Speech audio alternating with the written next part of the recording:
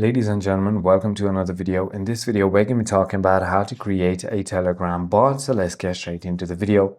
So the first thing you want to do is simply go ahead and open your Telegram application. Go to the search bar on the bottom right hand side of your screen. And now you want to simply go ahead and search for @BotFather. So that is @BotFather. Now click on the BotFather right over here and click on Start. Once you've done that, there's a lot of different bot settings that you can simply go ahead and add to your new bot. First, you want to simply go ahead and write #create_new_bot. So let me just go ahead and do so.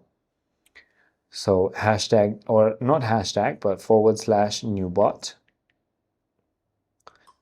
Once you've written that, it's going to say a new bot. How are we going to call it? Please choose a name for your bot. We're going to call it Cludsy.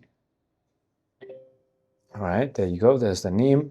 And now you want to simply go ahead and choose for all the things that you want your bot to do. So for example, get authorization tokens, and then it can access web apps, games, and so on. So I hope this video clarifies everything for you. If you have further more queries, feel free to comment down below, and I'll see you on the next one.